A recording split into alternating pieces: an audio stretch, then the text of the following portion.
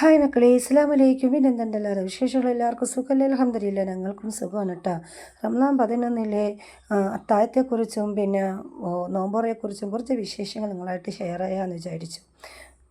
അത്താഴത്തിൻ്റെ food എന്താണെന്ന് വെച്ചിട്ടുണ്ടെങ്കിൽ അവലും പഴവും ഉണ്ടായിരുന്നു, പിന്നെ പുട്ടും മീൻ കറി ഉണ്ടായിരുന്നു, പിന്നെ കഞ്ഞിയും അച്ചാറുണ്ടായിരുന്നു.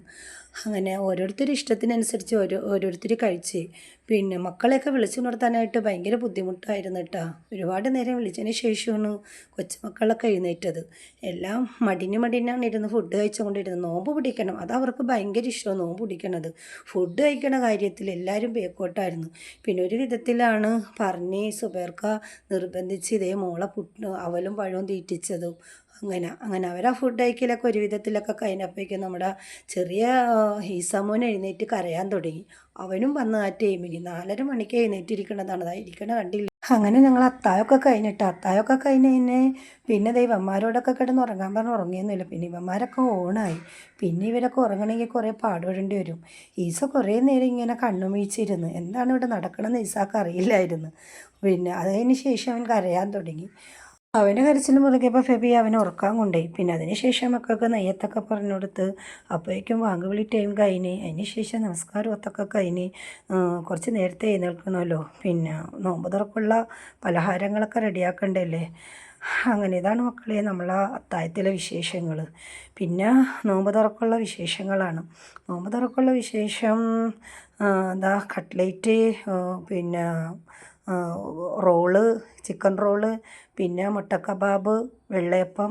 ഇതാണ് നമ്മളുടെ നോമ്പ് തുറക്കുള്ള പലഹാരങ്ങൾ. മസ്റ്റായിട്ട് നമുക്ക് കട്ട്ലേറ്റും വെള്ളയപ്പം നിർബന്ധമാണ് കേട്ടോ നോമ്പ് തുറക്ക്. അത് 30 ദിവസം നമുക്ക് നിർബന്ധമുള്ള കാര്യമാണ്. അങ്ങനെ പൊരിക്കടികളൊക്കെ റെഡിയാക്കുന്ന തിരക്കിലായിരുന്നു കേട്ടോ ഞാനും ഫെബിയും. ഒത്തിരി പണിയുണ്ടായിരുന്നു. പിന്നെ നോമ്പ് തുറക്ക് നമ്മൾ വിളിച്ചത് നമ്മളുടെ മക്കളെ ബന്ധുക്കാരെ മാത്രം വിളിച്ചിട്ടുണ്ടായിരുന്നുള്ളൂ കേട്ടോ.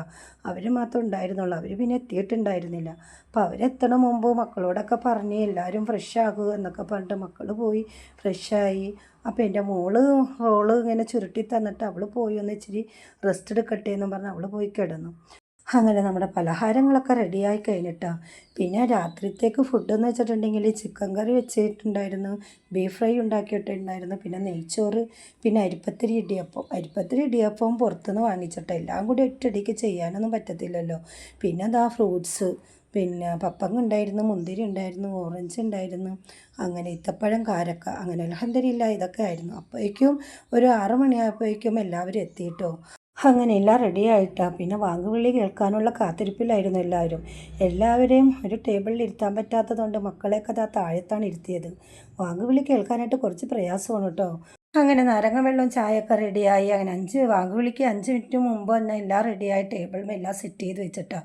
പിന്നെ എല്ലാവർക്കും ഒരുമിച്ചിരിക്കാൻ പറ്റാത്തത് കൊണ്ട് മക്കളെയൊക്കെ താഴെയാണ് ഇരുത്തിയത്. 5 മിനിറ്റിന് ശേഷം അൽഹംദുലില്ലാ വാങ്ങുവിളിയൊക്കെ കഴിഞ്ഞ് എല്ലാ റാഹത്തോടുകൂടി നോമ്പൊക്കെ തുറന്നിട്ടാണ്. മക്കളോട് പറഞ്ഞിട്ടുണ്ടായിരുന്നു വെള്ളമെടുത്ത് കുടിക്കല്ലേ, വാങ്ങുവിളി കേൾക്കുമ്പോൾ ഞങ്ങൾ പറയും അപ്പോൾ മാത്രം കുടിച്ചാൽ മതി എന്ന് പറഞ്ഞുകൊണ്ട് അവരതിലേ നോക്കി വെയിറ്റ് ചെയ്തിരുന്നിട്ടാണ്. അങ്ങനെ നമ്മളെ നോമ്പുറയൊക്കെ കഴിഞ്ഞ് അൽഹംദുലില്ലാ പിന്നെ നമസ്കാരവും ത്രാവിസ്കാരമൊക്കെ കഴിഞ്ഞതിന് ശേഷം ഒരു 9:30 മണിയോടുകൂടിയാണ് നമ്മളുടെ രാത്രിത്തെ ഫുഡ് കഴിച്ചത്. നെയ്ച്ചോറും അരിപ്പത്തിരി, ഇടിയപ്പവും, പിന്നെ ചിക്കൻ കറി, പിന്നെ ചിക്കൻ ഫ്രൈ, ബീഫ് ഫ്രൈ, പിന്നെ സാലഡ്, ഇത്രയും ഉണ്ടായിരുന്നുള്ളൂ കേട്ടോ. ഇതെല്ലാം കഴിഞ്ഞതിന് ശേഷം നമ്മൾ ഓരോ ജ്യൂസും കുടിച്ചിട്ട് അൽഹംദുലില്ലാ എല്ലാം റാഹത്തോടു കൂടി കഴിഞ്ഞിട്ടാണ്. അപ്പോൾ ഇതാണ് മക്കളെ നമ്മുടെ നോമ്പ് തുറയുടെ വിശേഷങ്ങളും അത്താഴത്തിൻ്റെ വിശേഷങ്ങളും. വീഡിയോ ഇഷ്ടപ്പെട്ടാൽ ലൈക്ക് ചെയ്യ്, ഷെയർ ചെയ്യ്, സബ്സ്ക്രൈബ് ചെയ്യ്. Okay, by.